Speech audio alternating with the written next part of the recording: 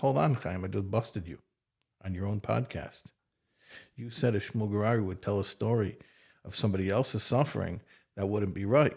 But you just did, because you told Shmuel Gurari's story of suffering.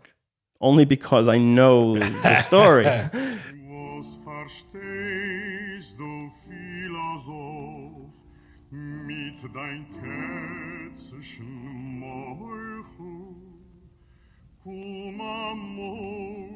Zum Rebenstisch und nimm sich dort Sechu.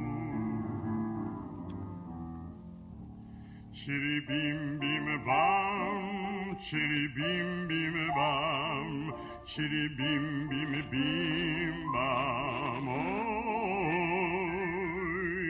chiri bim bim bam, chiri bim bim bam. Chiri bim bim bim bam. Welcome to Extra Sauce. My name is Chaim Cohn. I hope this finds you well. Obviously, there's a lot to talk about, a lot to catch up on, as each day of this situation brings yet a crazier reality.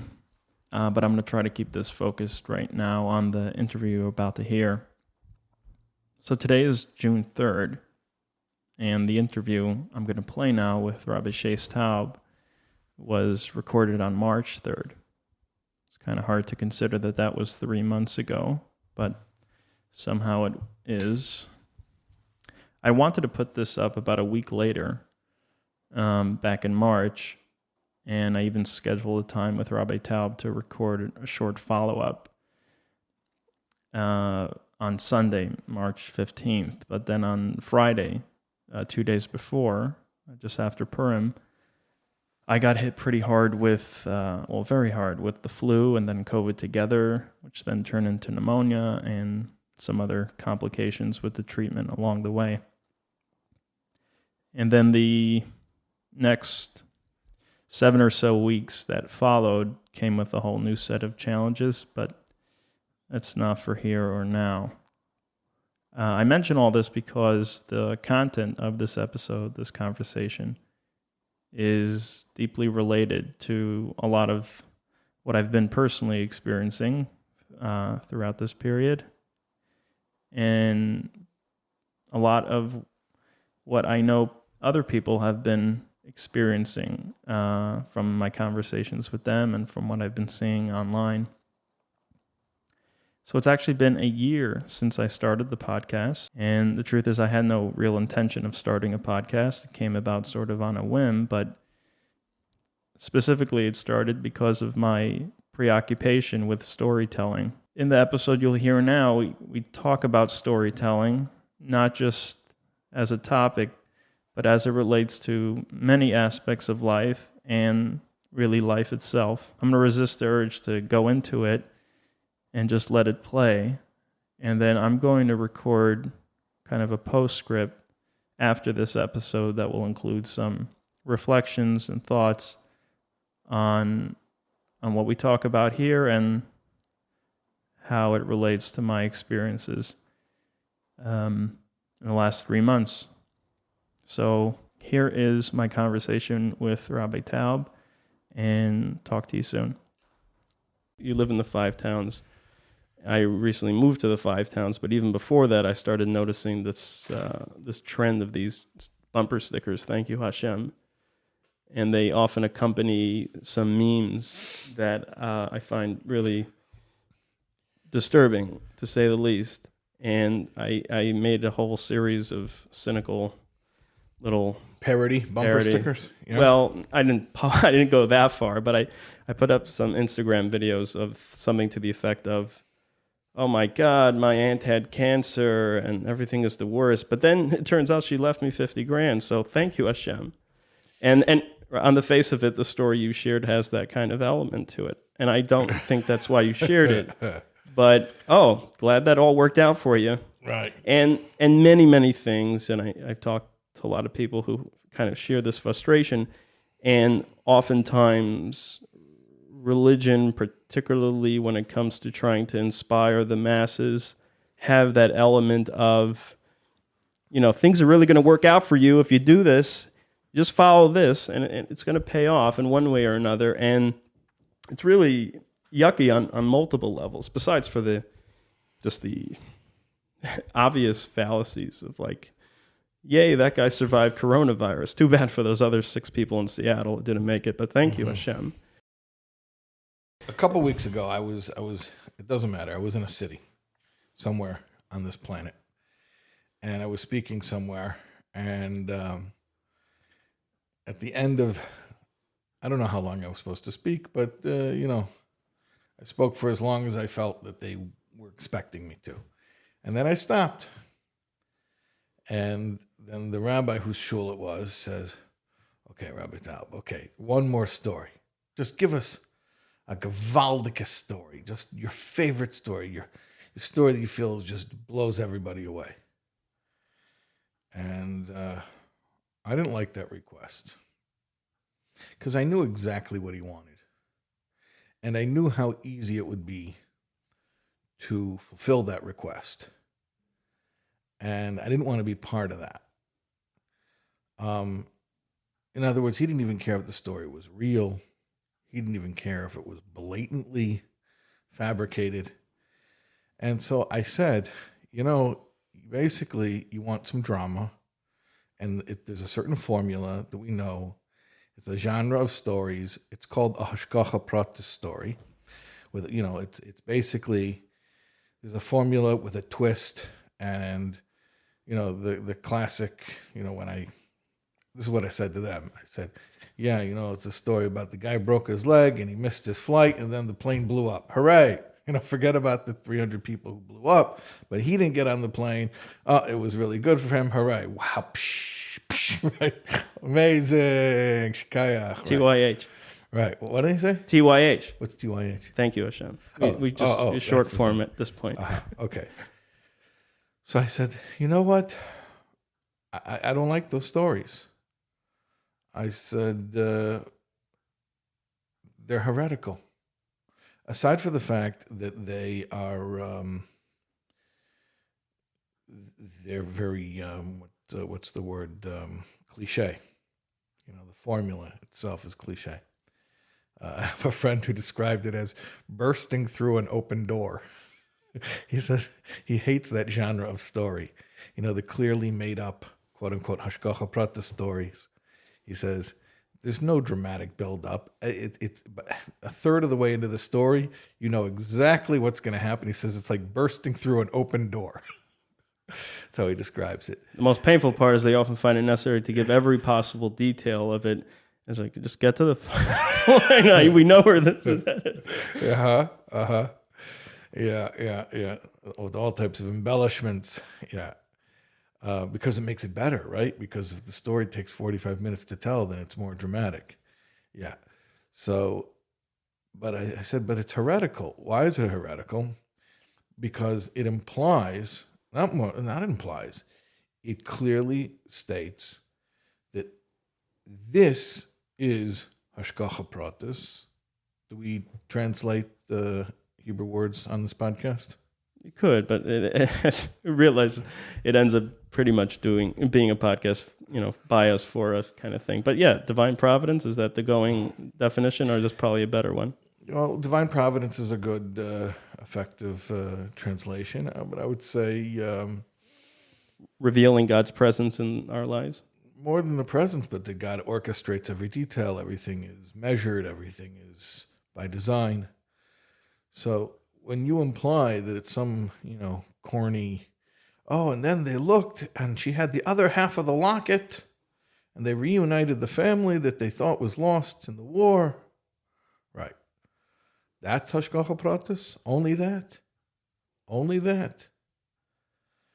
If you believe in hashgacha pratis, then you have to believe that everything, and by the way, I'm not getting Hasidic over here. This is not, this is straight from the Talmud. Keshem shechayev levorech al hatoiv, just like someone has to, Gemara and Brachas, just like you have to thank God for what is obviously good. And I won't finish the rest because the Alter Rebbe in Tanya doesn't finish the rest because he doesn't like to say things that are negative. But yeah, so too you're supposed to be thankful for the stuff that is fill in the blank, the opposite of obviously good. And until there's that level of equanimity, then don't call the gratitude for things working out faith in divine providence. It's not faith in divine providence. It's called liking something that's easy to like. Everyone likes things that are easy to like. It was pleasurable. It was an easy experience. You had a direct and obvious benefit. Right. So what's not to be happy about? It's a non-story. It's a non-story. So I do want to get to the theme of fake true stories and true fake stories, if you will. But before we get there, there is a story that is one of the most true stories on this theme. Yeah. It was a Chassid Gerari, I don't know the first name, who was in the business, as Geraris are, in Russia, and he was meeting together with some other Chassidim. It's a famous story. Oh, Shmuel Gerari, yeah. Shmuel Gerari, right. And they were each bragging about the miracle stories of each of their Rebbes, and they went around the table, and they each shared some miraculous story of things, being on the brink of destruction, and then at the last second, the Rebbe's bracha came through. And then he said, I have quite a nice miracle story of my own. What was that? I went to the Rebbe for a suggestion and a bracha about a business transaction with a lot on the line, and the Rebbe gave a bracha to go ahead with it. It all went to pot.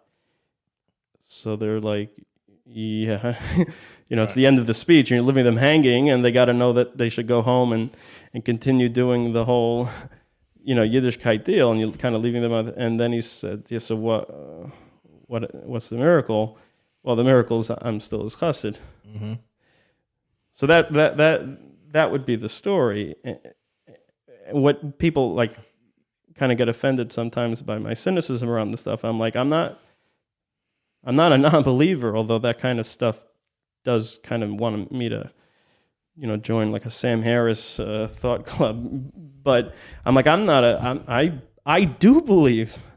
I believe, I have to believe, if I'm going to be any part of this thing, that it's all good. Because otherwise I'm engaging in like a really, besides for the fact that it's non-consistent and foolish, it's downright evil, because what I'm saying is, so long as it kind of works out okay for me at the end, or I can see how it works out, then when it doesn't, it's just kind of, it's okay. What did Shmuel Gerari mean that it was a miracle from his Rebbe? No. So that's how he presented it. He presented it as a miracle from his Rebbe. Well, maybe that's in context of how they were sharing a miracle of the Rebbe. But I think the point he was making is that the real miracle is me. The stories, and there's an expression that the real Hasidic stories are about Chassidim, not about Rebbes. That's true too, and he's definitely a big part of the story. But I think in the context, he was telling them, he was contributing what they wanted. They wanted stories of miracles from their Rebbes, and he also told a miracle from his Rebbe. How so? How so?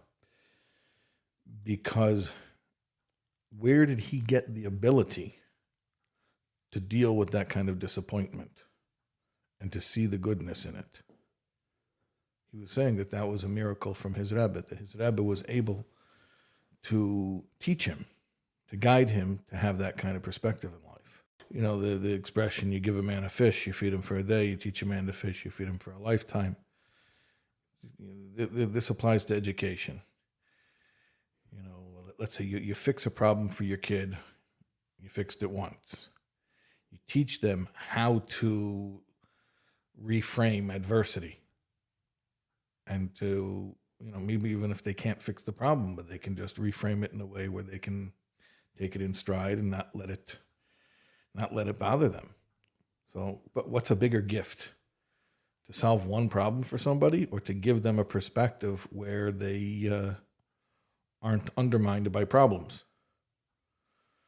So, what's a bigger miracle? That a Rebbe came in and he saved you from one situation, or that he taught you how to think in such a way where you are effectively saved from all quote unquote negative situations.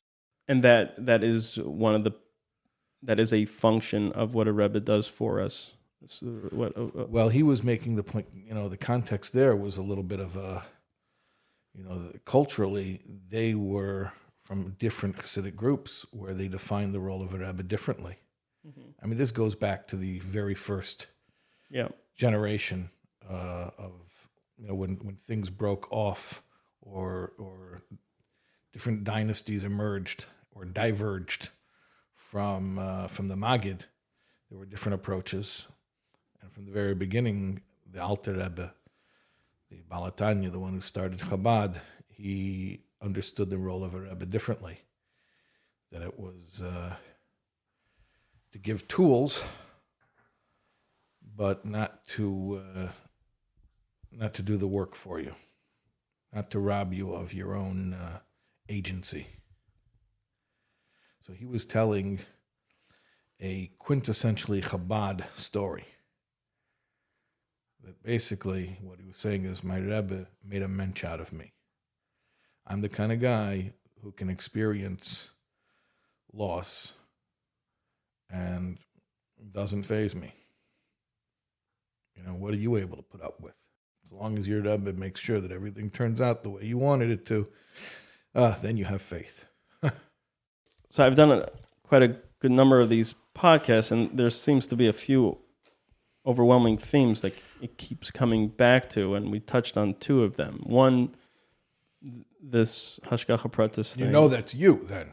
If every time you talk to different people, two themes keep emerging, and that's coming from you. Yeah. Okay, what are they? So one is this theme that you kind of... No, not me. It's for you. Yeah. We were talking about Purim in the beginning.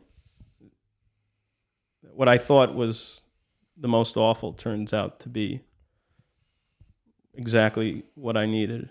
Mm-hmm. And that kind of works. Theme? That's one of your themes. That has been a theme, both in the macro, in the way we were just talking about, like world events, mm-hmm.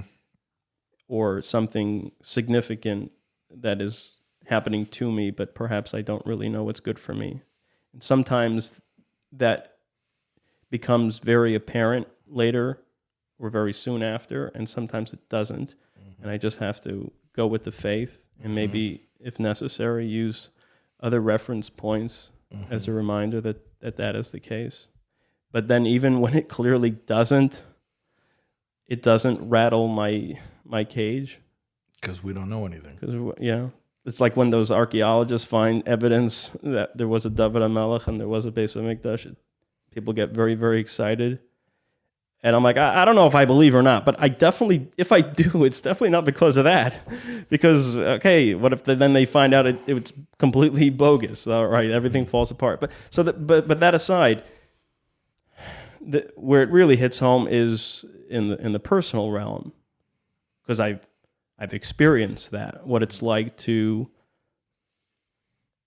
You often phrase it, and hear it all the time in the field of recovery, that the worst day of my life became the best day of my life. Yeah. Someone who I know stopped me on the street a few months ago and said, what the hell happened to you? Because we were close some years ago and they knew me one way and then clearly something was different. And I get that quite a bit, and then I'll say something to the effect of, I cut off sugar, or whatever. I'll make some, not to get into a whole thing, but I know this person fairly well, and after trying one or two of those, it just wasn't taking, so I just finally said, I came close enough to dying that I was forced to find out who I am. So that's kind of been one theme. That's one theme. That's one theme. What you think is bad is really good. Yeah.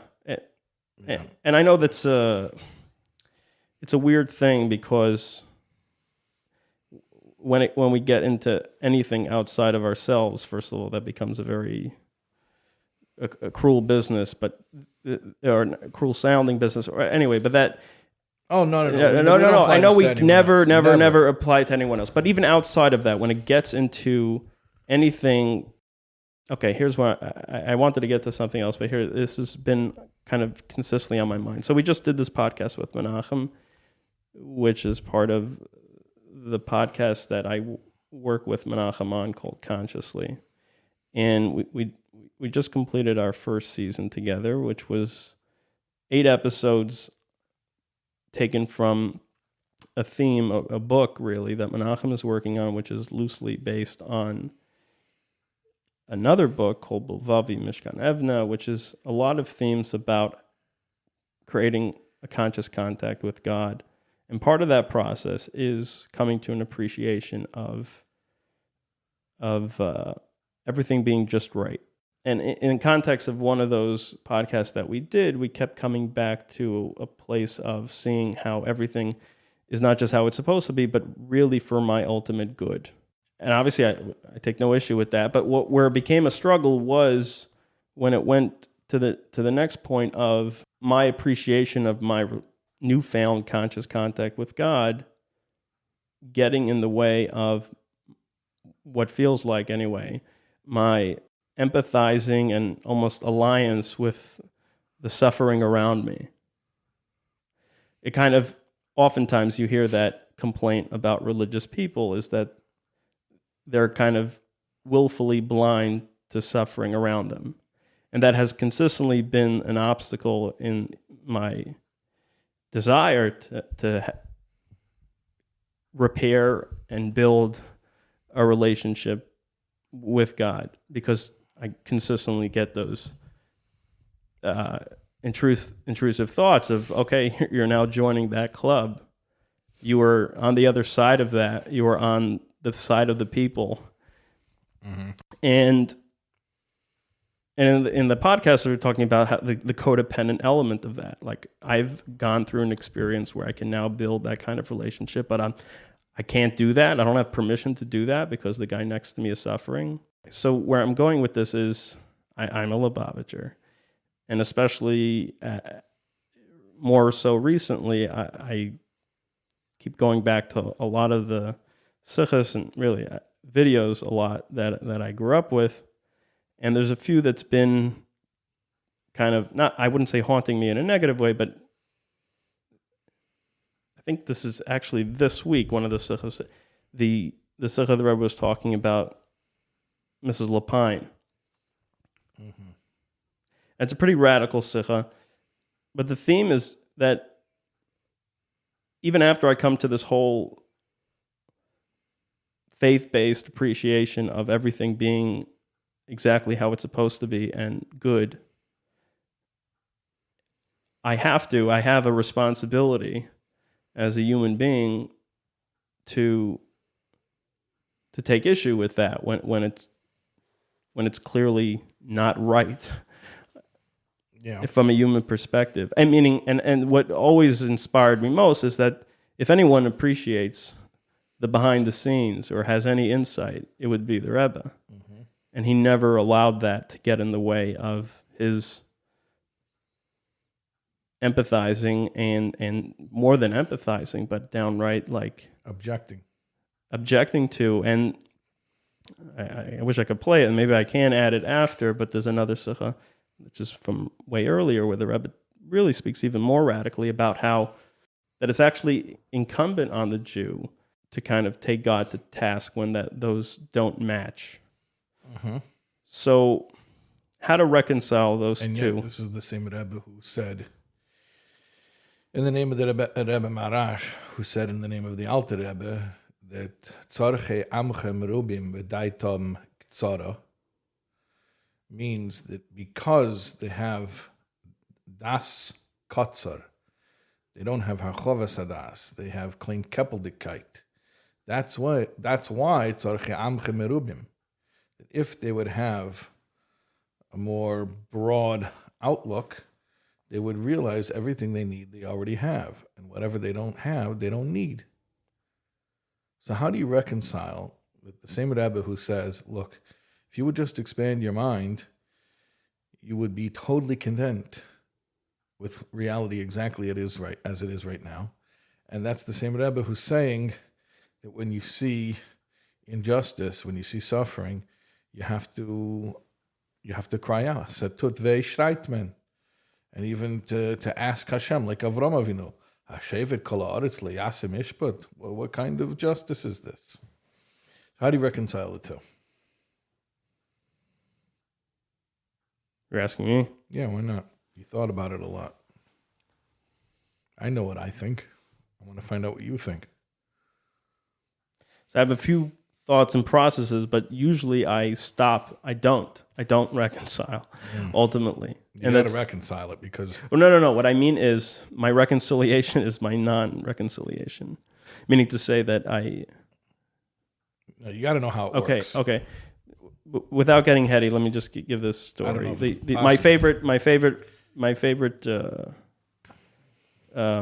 My go-to reference for this theme is Elie Wiesel's true but fictional play, God on Trial, the Trial of God, right? The Mincha punchline. Right.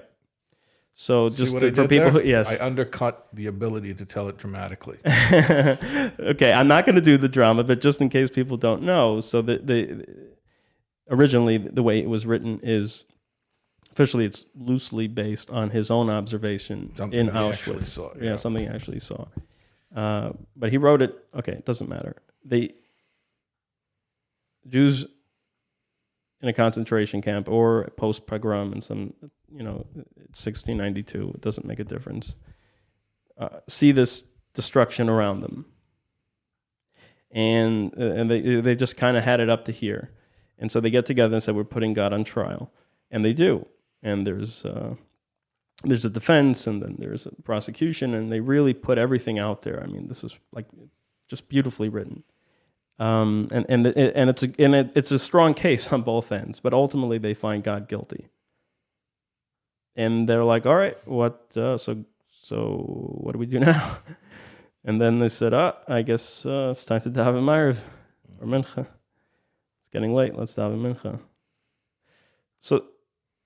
So that's generally my, but it all comes back there. That's not really a resolution of this conflict. That's a separate issue. That's saying, even if I'm angry at God, what does it have to do with the fact that I'm still in a relationship? Right. So that's the emotional aspect of it. Right. Just because I'm upset with some of the things he's doing, doesn't mean I'm not going to do what I have to do for him. Right. But that's a separate issue.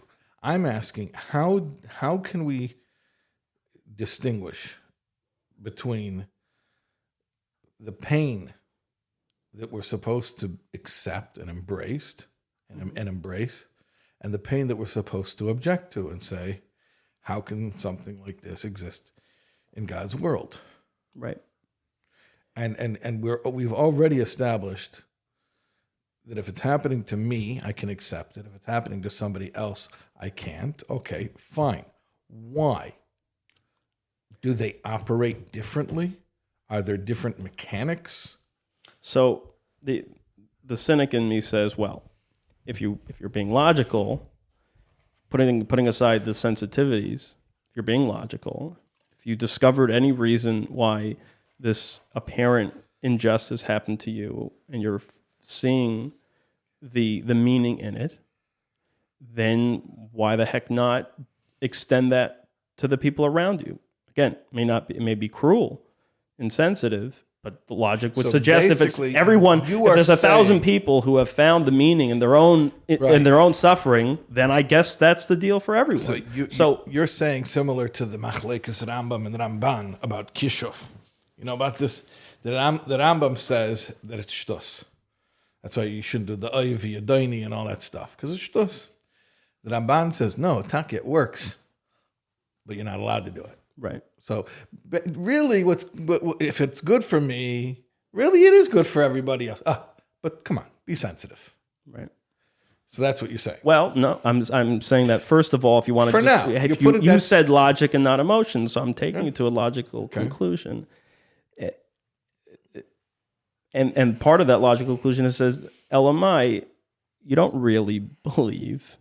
If you're not ready to take it to its logical conclusion and extend it objectively, then you don't really believe that it's meaningful and ultimately good, or even good, or more so good in and of itself. LMI, you just are forced because there's a human need to turn lemon into lemonade. And you get cancer, and you figure out a way, because to live with the doom of that would be too much. So we find all these defense mechanisms and way to kind of feel better about it in retrospect and all that stuff.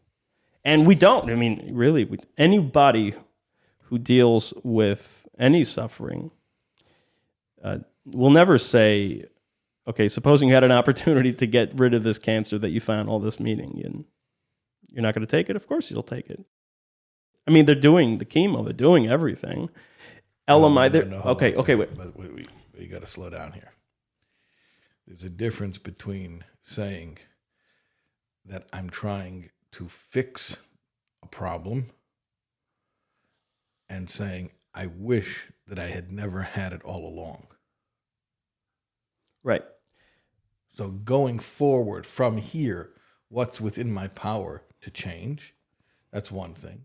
And then there is wishing retroactively to never have had the problem.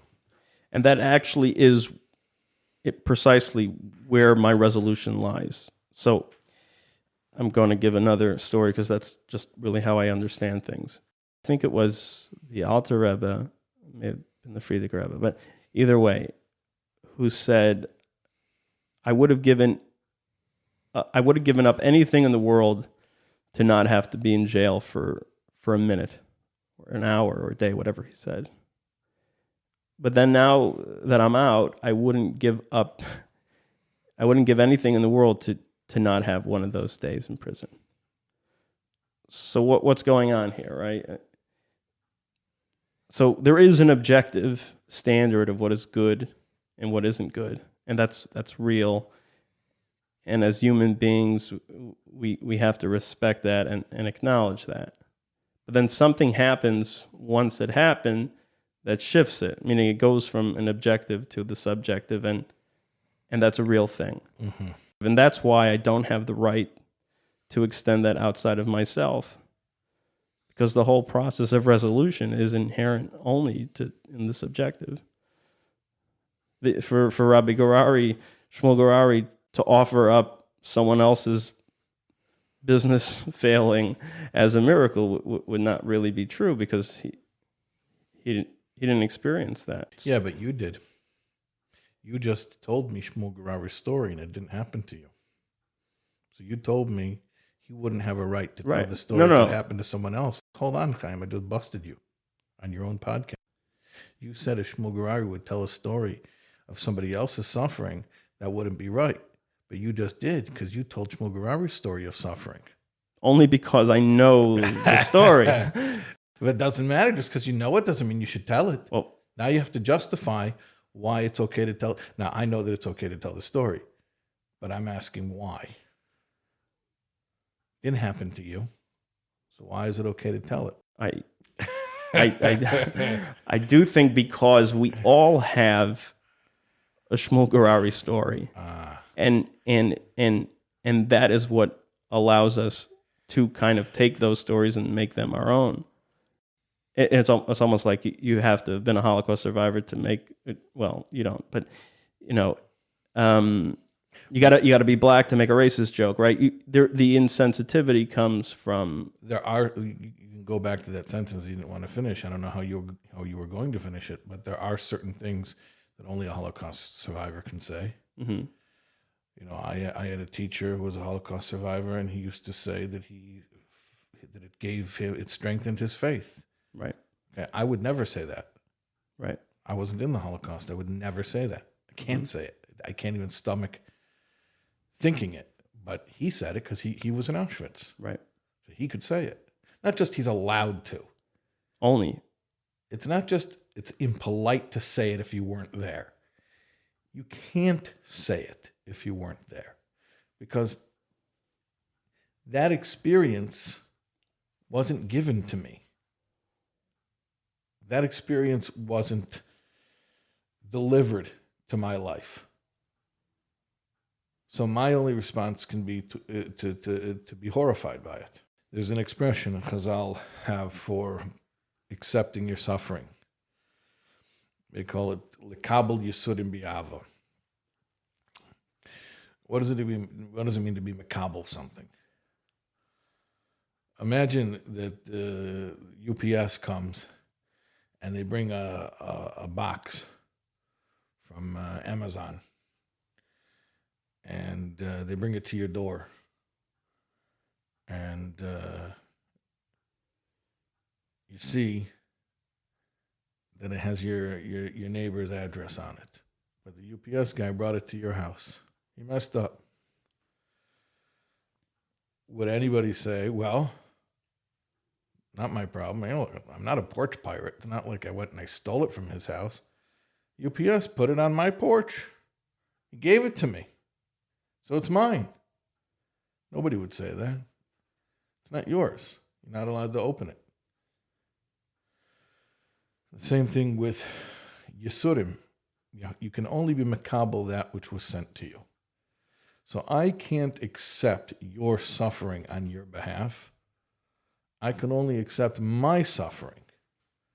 So if something was sent to me, then I have not only the right, but the obligation to accept it, because it wasn't just sent to me, it was sent for me.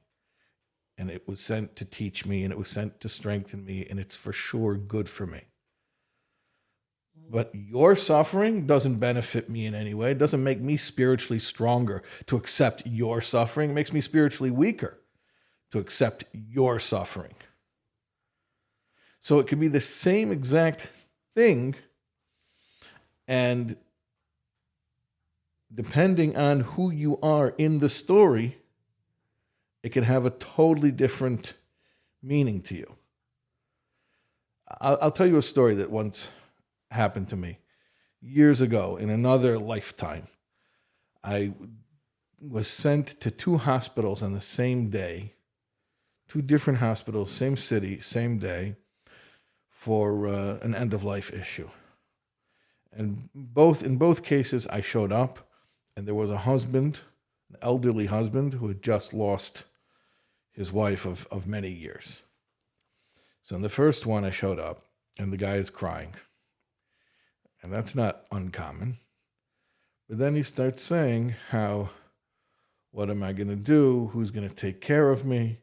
And I was shocked. Obviously I didn't say anything, but I was shocked that basically this guy was upset because, now he's alone. Now he's got to fend for himself. So he's crying, but it was completely selfish. Then later that same day, I went to a different hospital. Same type of situation. The guy was also crying. What did he say? He said, it was the first thing he said confused me, because he said, she always wanted me to die first. So I thought maybe they didn't have good shalom bias, right? But I just listened. So he said, she wanted me to die first. She always said she didn't want to leave me alone, that I should be the one to have to be alone. And he was crying. He said, I hope that when she left, she didn't feel she was leaving me alone. So he was crying because he felt bad for his wife, that maybe her last thoughts in this world were that she was abandoning her husband. And he felt bad that she would leave with that kind of guilt. So the first situation is a guy's crying, he lost his wife, because he lost something. The second one, the guy's crying, he wasn't crying about his loss. He was crying about the pain that he was afraid that his wife might have felt in her last moments. 2 guys, almost identical situation, both crying, pretty much the same response, but 2 totally different kavanas, intentions, why they were crying. One was selfish and one was selfless.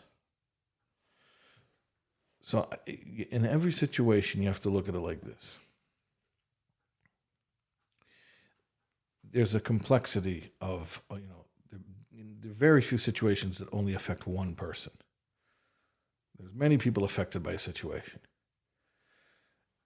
Do I have the ability to distinguish that the aspect of this situation that's causing my friend pain, I object to, and the aspect of the same exact situation that's causing me pain, I'm embracing? So one situation, two different reactions, depending on whether it's the part of it that's affecting you or it's affecting me. So, for instance, going back to the Holocaust, okay? A Holocaust survivor is the only one who can find meaning in the Holocaust. The only one who can do it. No one else can do it. However, I'll give you an example where, in a certain way, not exactly, but in a certain way, someone who was not there can find a certain meaning, not in the event itself, but in the way that it affected them. I remember one time I was talking to somebody, and I don't know if this is the correct term, but basically there's such a thing as like a second-generation survivor, third-generation survivors. This trauma is carried, it's carried in families. So there was somebody who was a child of survivors and grew up with certain fears and insecurity. Not that they were there. They weren't there. And even their parents were very small children and barely, had any memories of being there. But they grew up with a certain insecurity and fear. So they can't find meaning in what their parents went through. They can't find meaning in what their grandparents went through. I mean, their grandparents were murdered.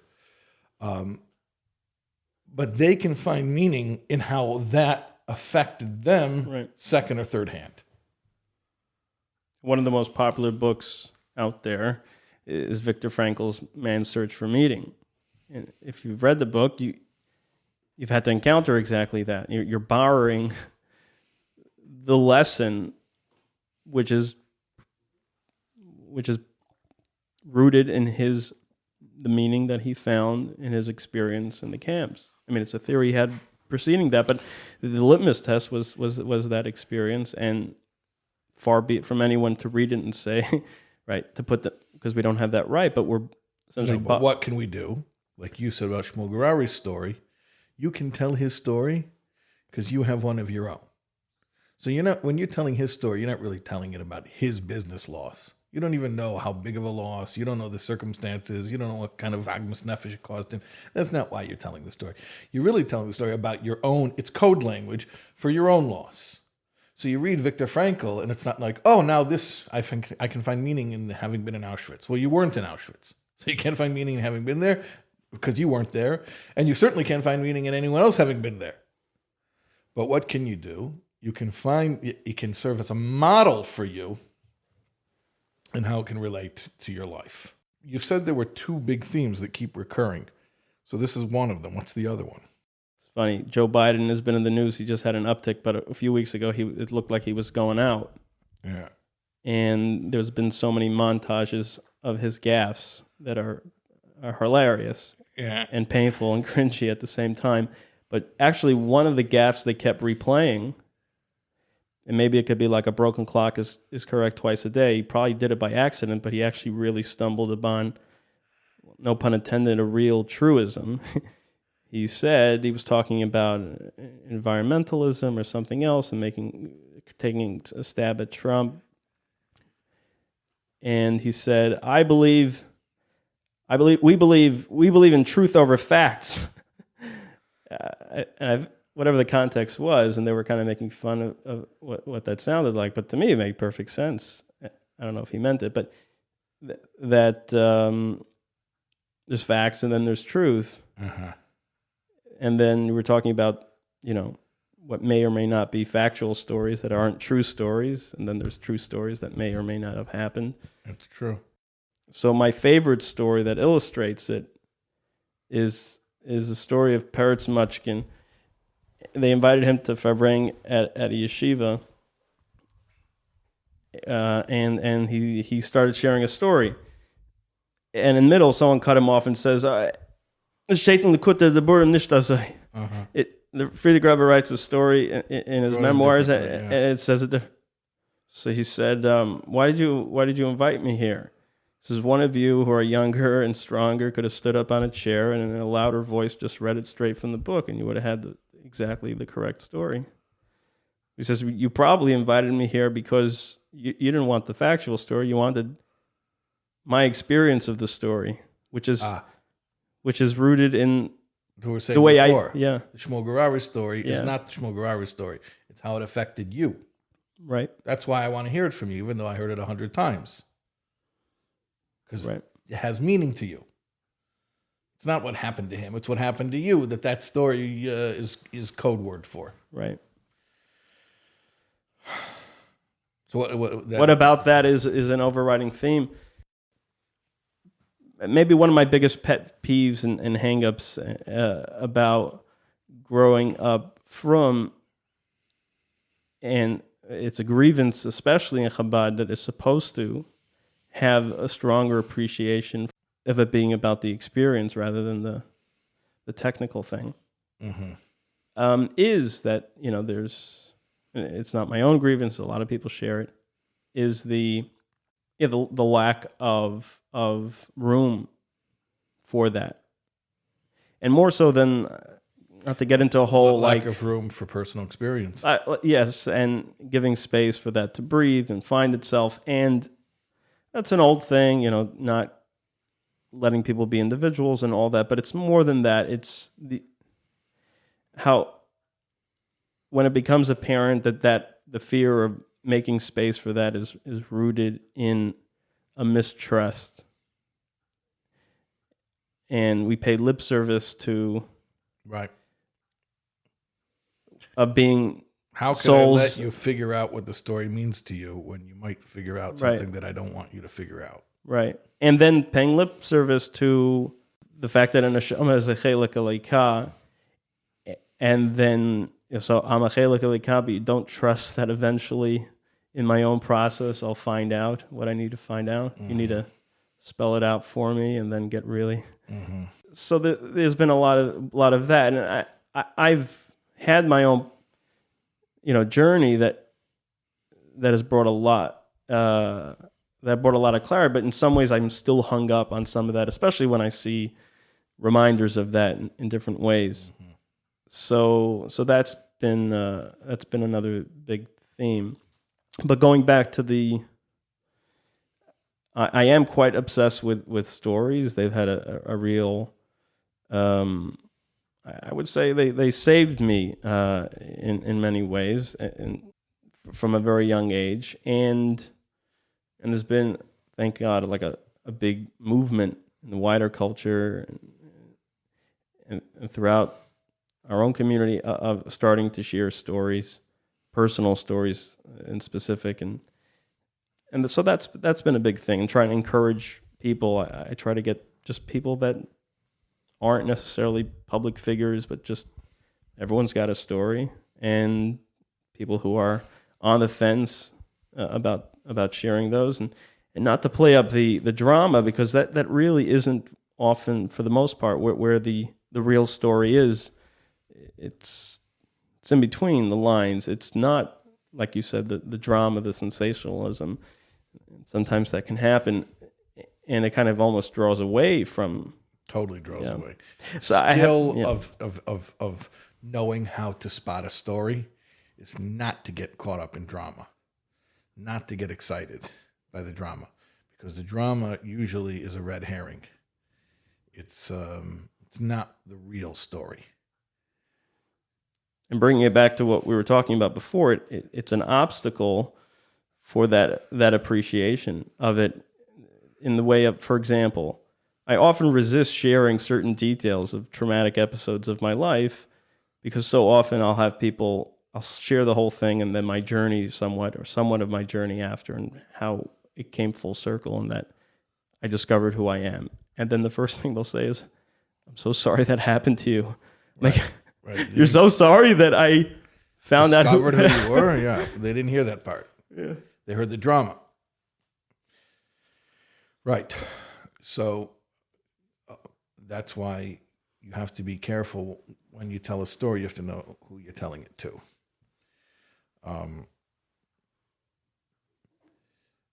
It's a skill to be able to not get. I mean, you want to talk about storytelling? Hitchcock called it the MacGuffin. The MacGuffin is a plot device that keeps the story going, but it's really not necessary. You know, it's the thing the detectives are looking for, but the hook. yeah, but the audience doesn't even care what it is. It's just a way of moving the story along. When you talk about true stories, there is very often the risk of. I mean, I think we like stories that follow a formula, and therefore there's a certain reduction that occurs where, oh, okay, so this is the conflict and this was the resolution, and yeah, very rarely is it that simple, and we miss the point. The best stories are really not that exciting when you tell them.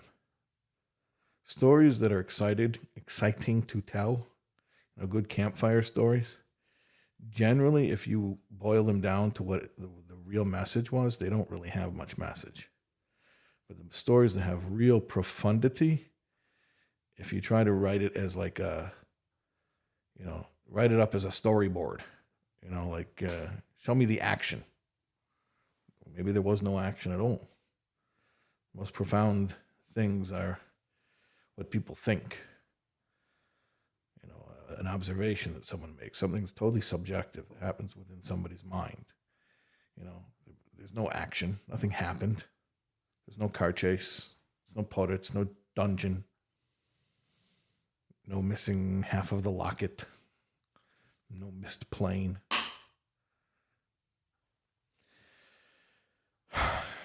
Yeah. I have a very love-hate relationship with storytelling because so much of my life is spent communicating, and I know that storytelling can be misused so effectively, and you have to have real integrity not to do it. Anyways, that's my own. I don't want to go off into my own tangent. I want to hear about. Let's hear more about the truth and the fact. What's the truth and the fact? What's the truth and what's the fact? Are you saying that the fact is the way it's written in Likutei Devarim? The truth is what a Peretz got out of the story. I mean, I was saying more truth or fact that you have stories that technically add up, but they're not true, and then you have. Okay, so there's an expression that if you believe all stories of the Baal Shem, then you're a fool. The Rebbe said this. Yes, I remember hearing that. Yeah. But if you deny even one, just to spell it out, if you believe all the stories they say about the Baal Shem Tov, you're a fool. If you deny even one, then you're an apikaris, you're a heretic. Why? Right? Why would that be? Because obviously they didn't all happen. But to deny a story that is true in its meaning is to deny everything. So it sounds like you're asking, though, other examples of distinguishing between fact and true. So fact is something really crappy to me, to say the least, happened when I was 12. The truth is, everything that happened is exactly the way it was supposed to be. Mm-hmm. fact is, I pray that never happens to anyone. The truth is, I would never have that be taken away from me for all the money in the world. The fact is that I want that laptop that landed on my porch, and the truth is I don't want anything, not a thing, or an episode, or a house, or a life, or a wife, or a thought process, or a resolution that isn't my own. Mm-hmm. So yeah, I didn't expect it to go there, but I guess You said it always goes there. yeah. You said there's two places it always goes, every conversation. So what's the surprise? Now let me ask you a question. How are those two things one? The two things are what we think is bad may actually be the greatest good. That was one theme. The other theme was stories and the distinction between truth and fact. How are those really one thing? The two things are really one thing. When someone says, "I'm sorry that happened to you," they're hooked on the fact. Mm-hmm. They're keyed into the fact. They're living in a fact world. Right. And I've had the blessing, perhaps because of the awful facts that I was given, to know that the truth is there's nothing to apologize for. Mm-hmm. So I guess that's where they're one. This is the way that I've been thinking about it for a while, is the difference between concrete and abstract. Okay. Concrete thinkers relate to things. So, who were the people? What did they say? Where did they go? Very action oriented. Elam hamaise. Abstract thinkers relate to ideas. So it's more about the meaning. Not so important what happened or who said what or the exact words. There's a message. There's a Musa Haskell. There's there's an idea behind the story. I'll use your lexicon because I think that's parallel to, or maybe even synonymous with, fact and truth. The facts are what happened. Was it Geshen? Tell me. He needed to raise 500 rubles? No, he needed to raise 1,000 rubles. It was Yom Kippur? No, it was Pesach, right? Those are the facts. Then the truth is the lesson of the story. Now, you want to talk about a hierarchy of skills. Obviously, it's easier to relate to concrete things than it is to relate to abstract ideas. As when we're children, we start out, we only relate to the concrete world. We know everything by putting it in our mouth. If mommy leaves the room, she doesn't exist, right? So we're very concrete. Or to use the language of Chassidus, we only relate to things for which we have hasagas hamahus. There's no such thing as yedias hametzias. You can't describe to me something with language that I've never seen or touched or felt or tasted or heard, because I only relate to things things that I relate to with my senses. That's living in the world of the concrete. As you develop, then you can move into the world of abstraction, where you can hear about things that you haven't experienced sensorially. And then you can go even higher. You can graduate to hearing about things that you cannot experience sensorially because they're purely spiritual. I find that when you talk to people, the reason you called it, they seize on the fact and they lost the whole point, which was the truth. I have the same experience, that they are grabbing onto the concrete aspect of the story, but not the abstract meaning. So people will remember that it was a story about a guy who went into a restaurant and ordered a corned beef sandwich. And they'll remember it was a corned beef sandwich and not a pastrami sandwich. But if you'll ask them, yeah, and what was the lesson of the story? Like, why did they tell that story? I don't know. Especially with a joke, by the way. I try to be good about never telling a joke that's not part of my point. I'm not there to distract you. Why would I tell a joke, even if you'll enjoy it, that wasn't building the point that I'm trying to make? So if I tell a joke, it's because the joke has a point, and the point was part of the argument that I'm making, right? Rhetorically speaking, I have a point. I'm trying to build that point. So the joke was part of building that point. And many times you ask people, well, why did I tell that joke?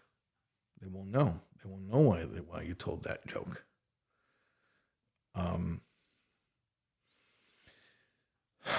It's a higher level skill, and unfortunately, it's not one that I think we spend enough time training people in. And for that reason, people, I think it was Eleanor Roosevelt said that small minds talk about people and great minds talk about ideas. And I've heard that quote in Jewish circles, usually decrying the ills of Lashon Hara, but I don't think that's the point. I don't think that's the point of the quote. The point is there are people who cognitively, they're not wicked, they're just cognitively predisposed to speaking Lashon Hara, because how are they supposed to talk about ideas? They talk about people because they relate to people. Ideas are harder to relate to. Which is, by the way, the whole thing with political discourse in this country today. Nobody knows the thought process behind any political stance. They just know which side says what, and it's all professional wrestling today. And who's the good guy and who's the bad guy, and you're R or you're D, and you root for the side that you're for. And to actually understand the reasoning that goes into the stance. People don't. You talk about low information voters. Okay, information is one thing. That's fact. But what about truth? People might have a lot of information. They might watch the news all day, but they don't know how to think. If you would ask them, explain to me the 3 most cogent arguments of the opposition. Oh, well, they're stupid. Okay, but they don't think they're stupid. So what are their 3 most cogent arguments? Even if you think they're easy to defeat, tell me the 3 most cogent arguments and then tell me the refutation of each of those. They can't do it. They can't do it because it's not about the ideas. It's about it's about basically, being a Knicks fan, So if if you're rooting for this team, so then the players on your team are good, right? And then when they get, if they get traded to another, so if Darryl Strawberry leaves the Mets and he goes to the Dodgers, now we don't like him anymore, right?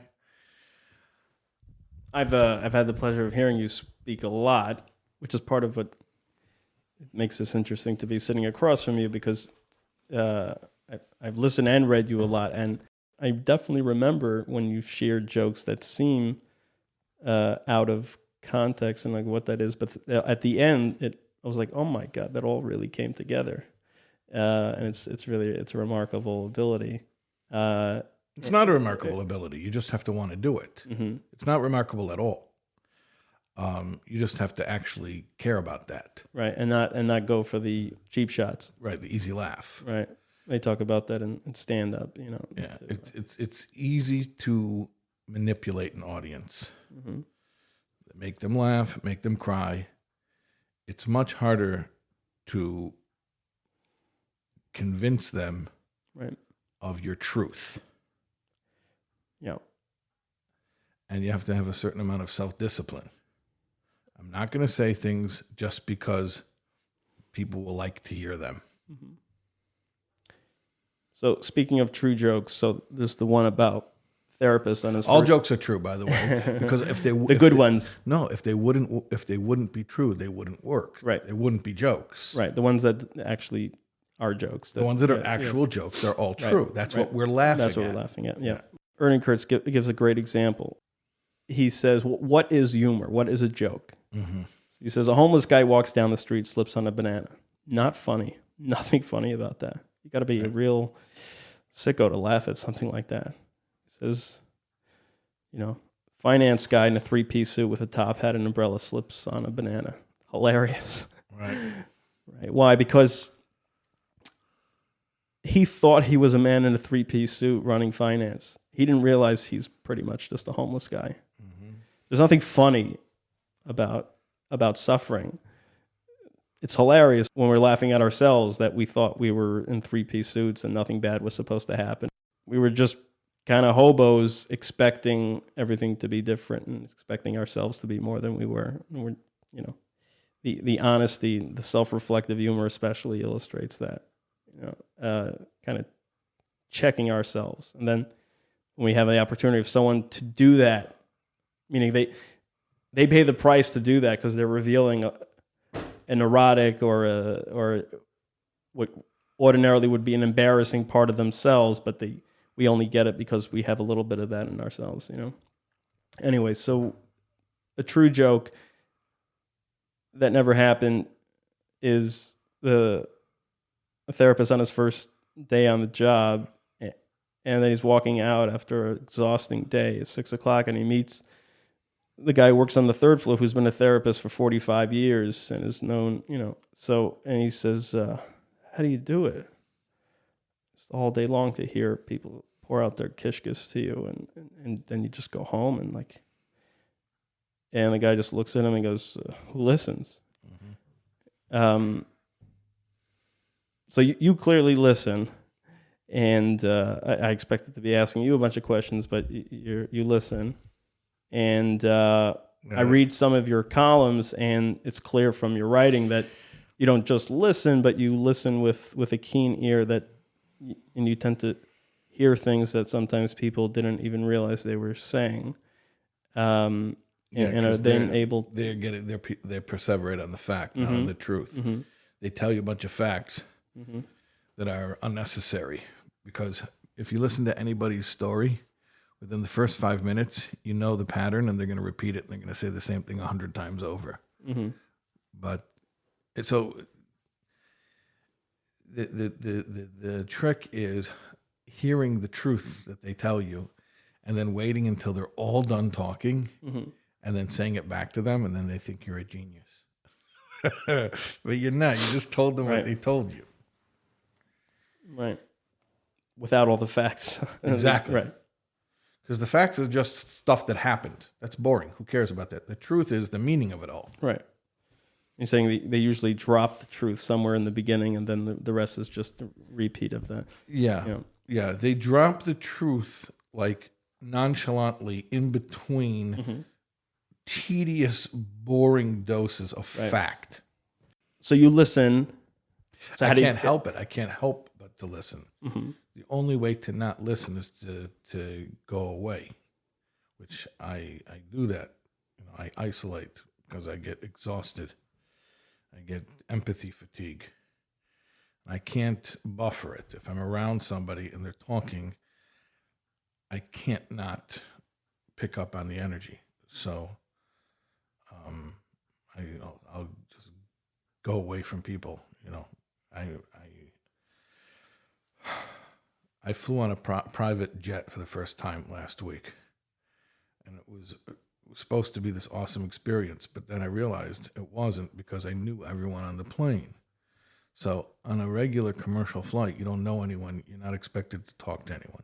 Although for me, the most painful thing in traveling is when two strangers who are gregarious and social, sitting right behind you, decide to strike up a conversation and converse. I've experienced this, dozens of times, where two strangers will just start chatting with each other the whole time, like for a 3-hour flight.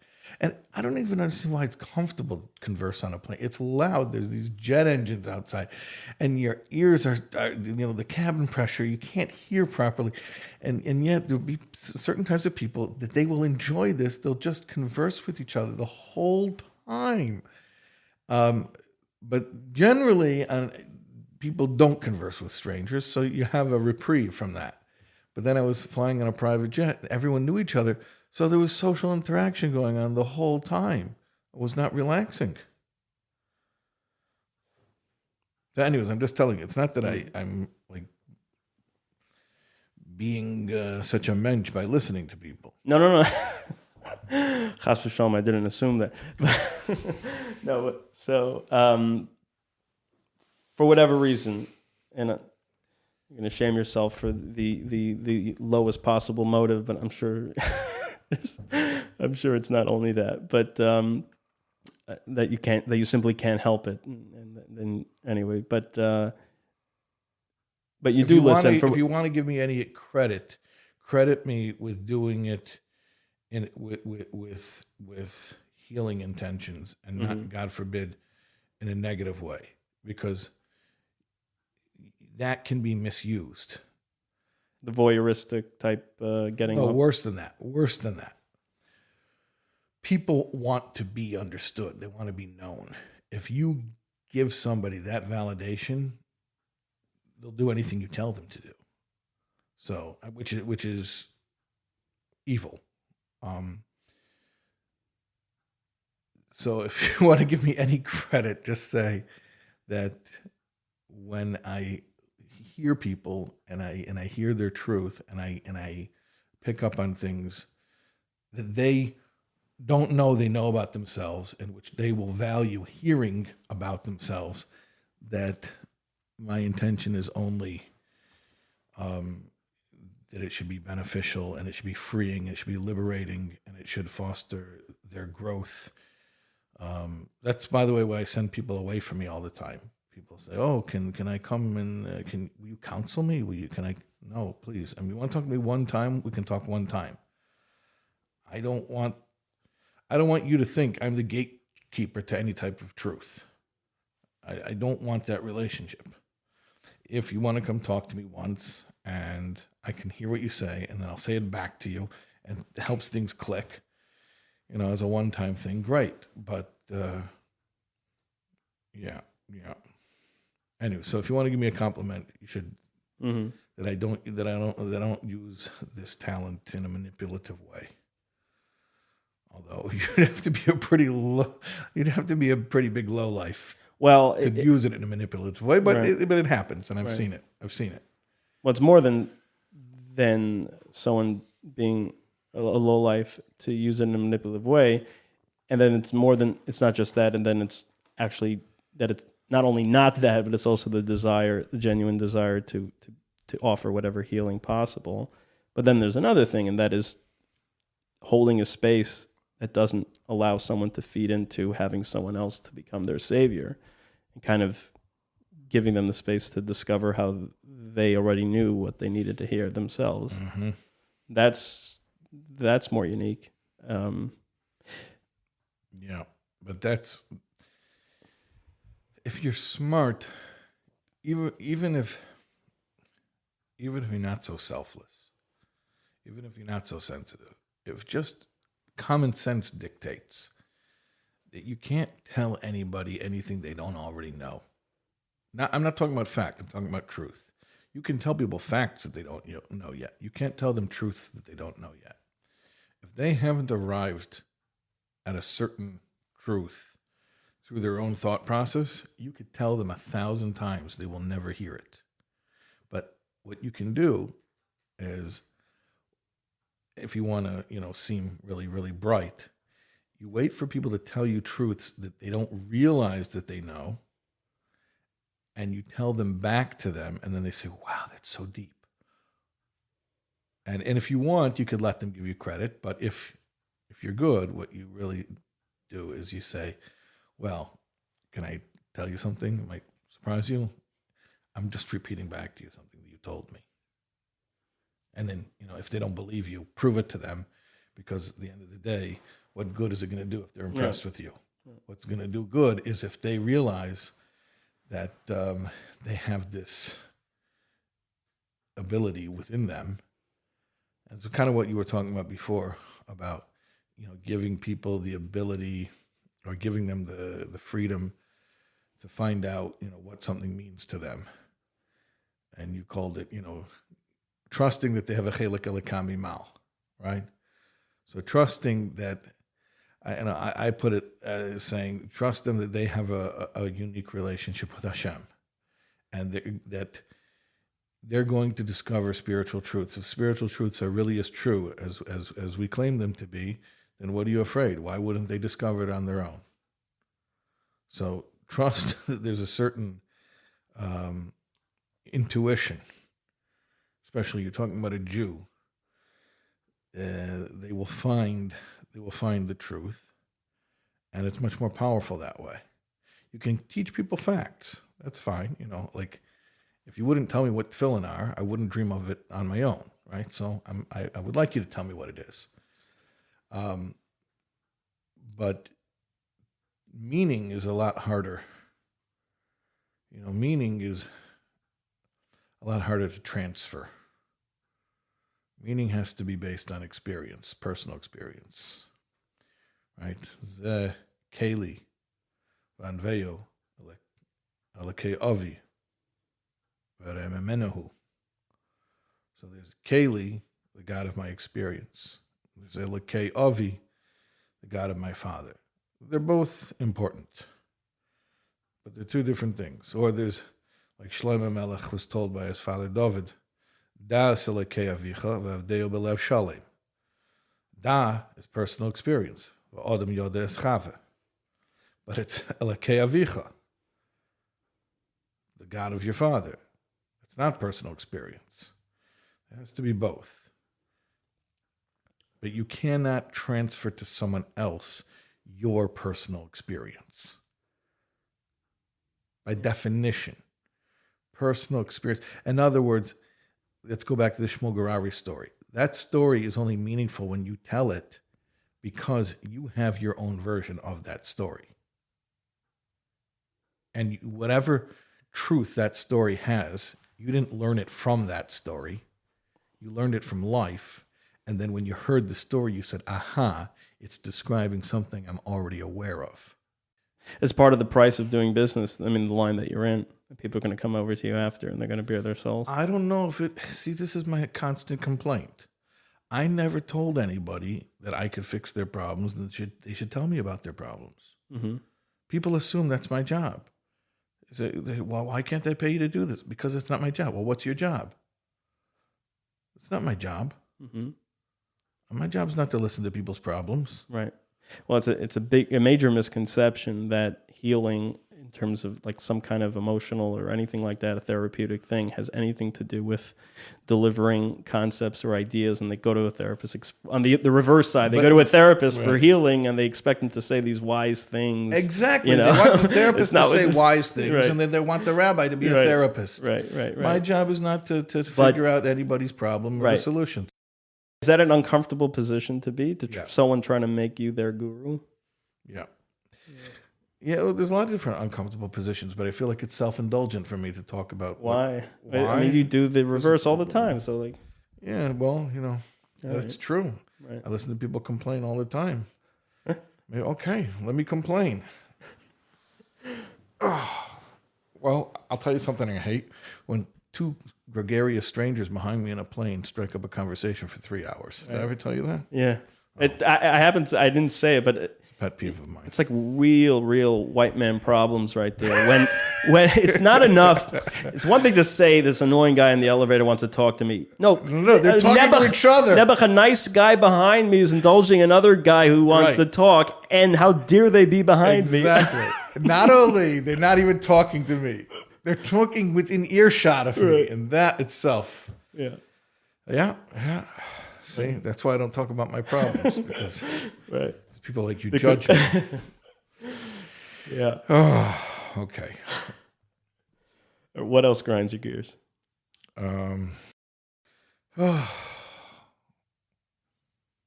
a lot of stuff. I'll tell you. People come to me all the time. They have the temerity to say, are all the letters real in the Omni column? I tell them, not only are they real, and I know what they mean. They can't believe there are that many problems going on in the world. I tell them, not only are those letters real, you should see the letters that they won't allow me to answer in the magazine.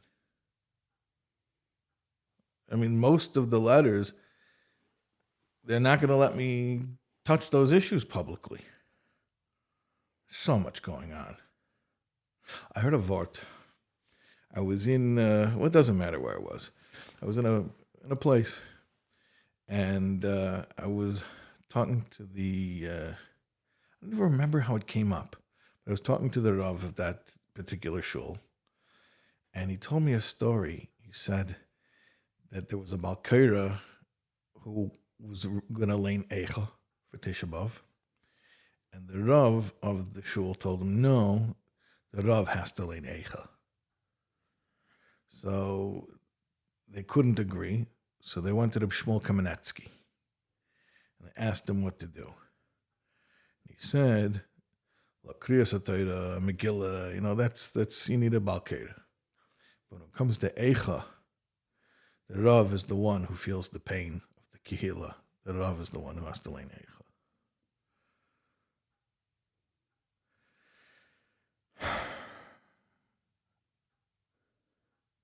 There's a lot of pain out there. There's a lot of people going through all types of stuff.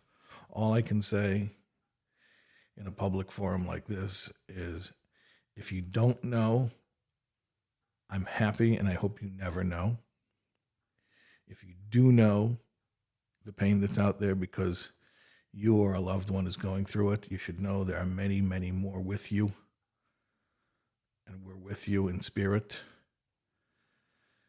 And when Mashiach comes, there's going to be a lot. The Rebbe said since he was a child, he was looking forward to Mashiach, partially because it's going to answer all of the pain and suffering for all the millennia. And we're going to say, Eidcha Hashem asher anaftabi. One last question, because I know it's already getting late. Nobody realizes it's 4:30 in the morning right now. It's pretty cool that it isn't 4:30 and we're actually doing this as a normal. Yeah, but you'll be awake at 4:30. Yeah. Now you're my neighbor, so I could come and be annoying and give you my traumatic stories at 4 in the morning. Okay, so you listen and you hear that kind of pain, and that pain that is often the most painful is not the cancer; it's the man-made stuff and things, the gratuitous suffering that's surrounding us. And that's not unique to any community or Jewish community at large or any specific from community that you're speaking to or engaging with in NAMI magazine. That's throughout the world. Yeah. But you're a man of faith, maybe a suffering man of faith or whatever that is. I'm saying you're a real person, but you are a man of faith. How does that not shake you when, of course, there's truth and then there's people, right? And we're human beings and we're fallible and everything. But at a certain point, shouldn't this truth that our entire lives are inundated with from birth? We're going to shul every Shabbos. People are going to shul 3 times a day. They're learning. Shouldn't it penetrate to a degree that we are not as saturated with this kind of stuff? Mm-hmm. And if yes, then what do you do when that isn't the case? What kind of conclusions do you come to or not? Particularly how you as an individual deal with that, because you're on the forefront of hearing those things. Yeah.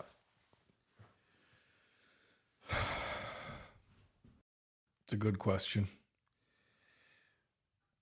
First of all, just because people have better tools for dealing with things doesn't mean that they don't have the same problems in life that others have.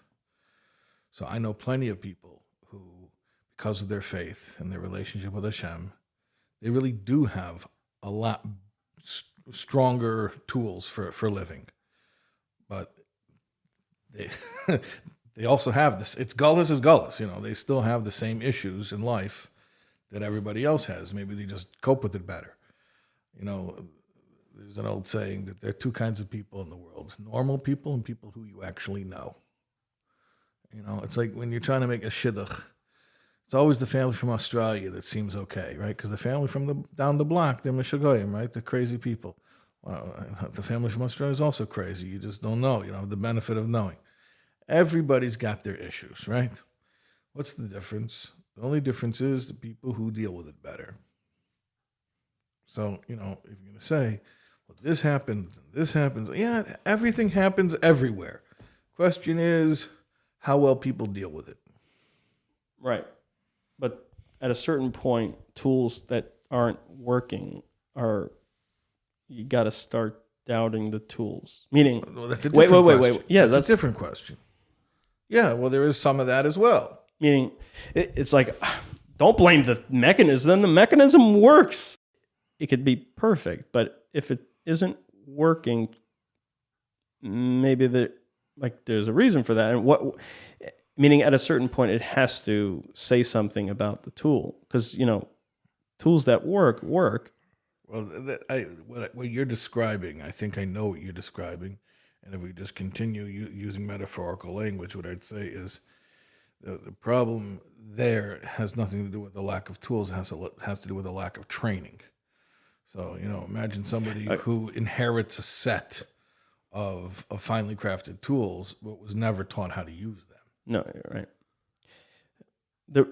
There's a certain point where there is a crisis of lack of training how to actually, you know, the Gemara says that the Eibishter says about he says, "Barasit Yetzirah, I created this problem called the evil inclination, which is implanted within your psyche, and it's going to derail your life or attempt to do so.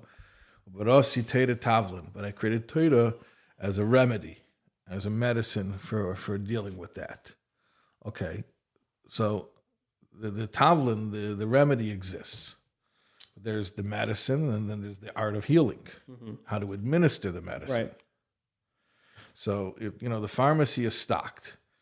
The question is how many people are trained in actually administering it. Right. So the Levi Tzikaroditchev said, you know, you put all the truth in the books, right, and then you put all the enticing, you know, pitfalls of life right in front of us on the street, and you expect us to find the truth. You know, reverse it, and maybe we would have a fighting chance. Right. So there's something within the point, the connection point between making the case for what's in the books, showing how that isn't, you know, and it's not crazy out there. It's real, and it could be attractive and inviting, and there doesn't have to be this unhealthy sense of separation between, you know,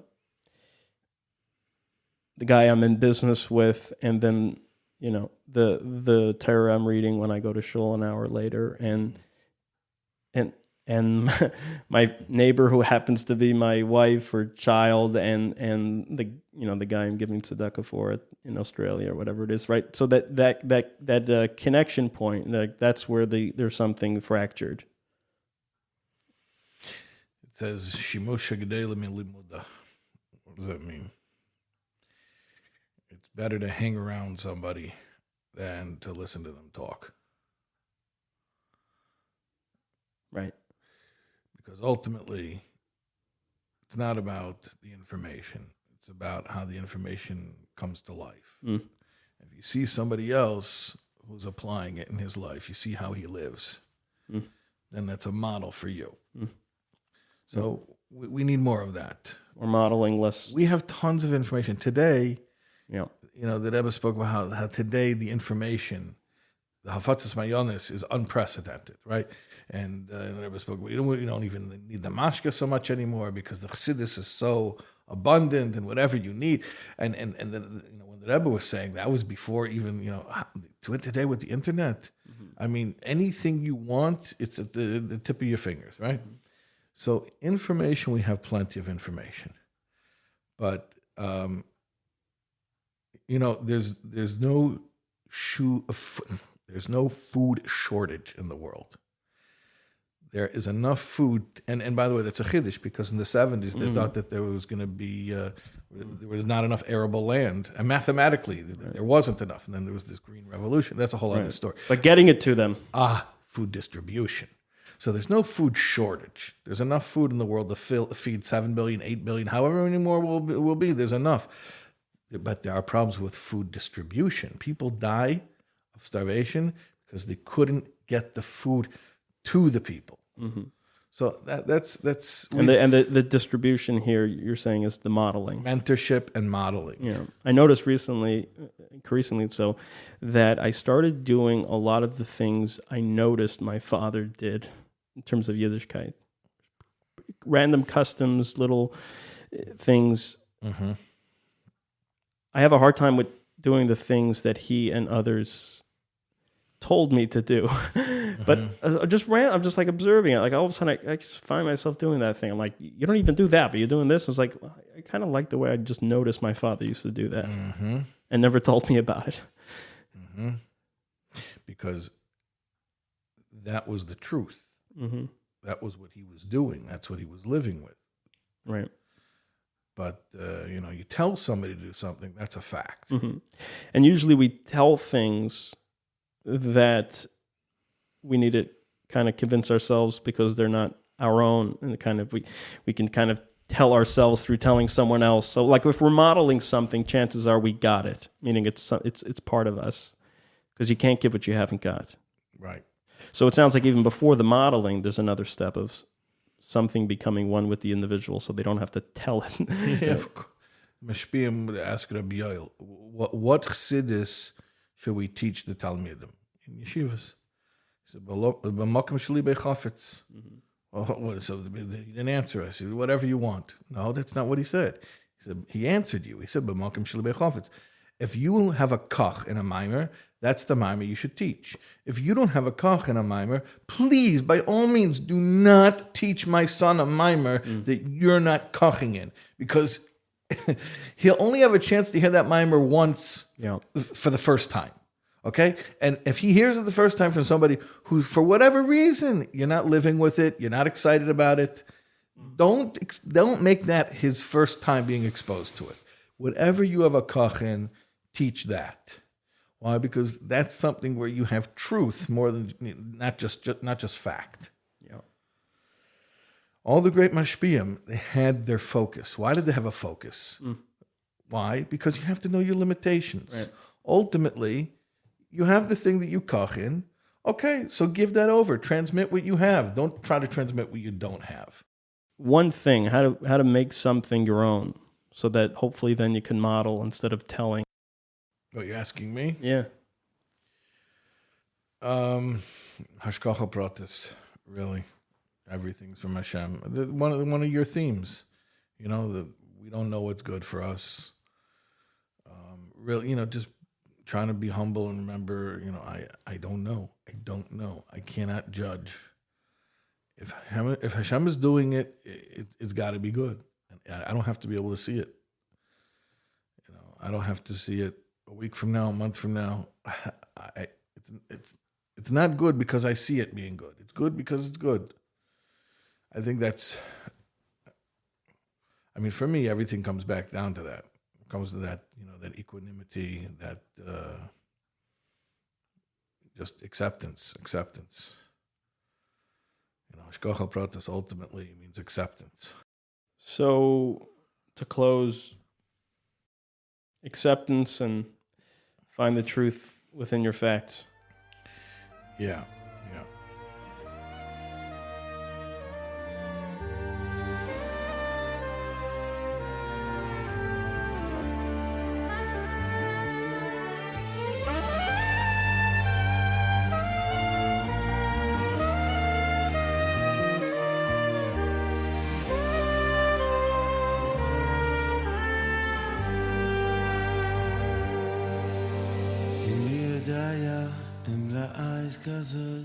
Higat la malchus Imidaya in la eyes kazos Higat la malchus im mir daya im la eis kazois higat la malchus im mir daya im la eis kazois higat la malchus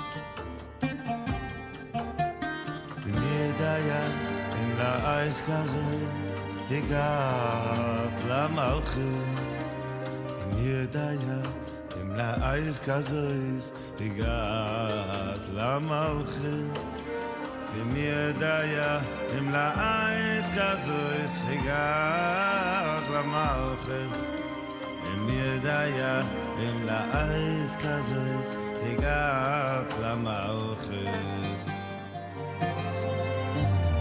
Efter the days wo the Geist jetzt erlebt the Sibbe wo die Besuch After the days wo the Geist jetzt erlebt the Sibbe wo die Besuch After the days wo the Geist jetzt erlebt the Sibbe wo die Besuch As if there are days wo sie jetzt erlebt the Sibbe wo sie Besuch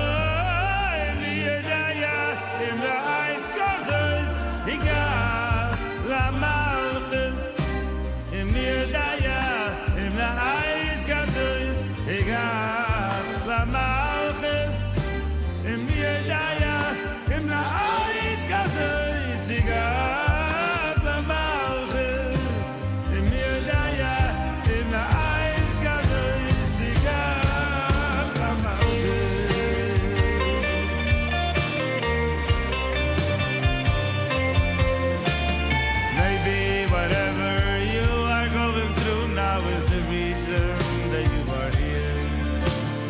Maybe whatever you are going through now is the reason that you are here. Maybe whatever you are going through now is the reason that you are here. I'm sure whatever I'm going through now is the reason that I'm here. Ulay mashe over alecha achshav ve'asiba she'ata gam שעובר עליך עכשיו והסיבה ואתה כאן אולי מה שעובר עליך עכשיו והסיבה שאתה כאן אני בטוח שמה שעובר עליי עכשיו זה הסיבה שאני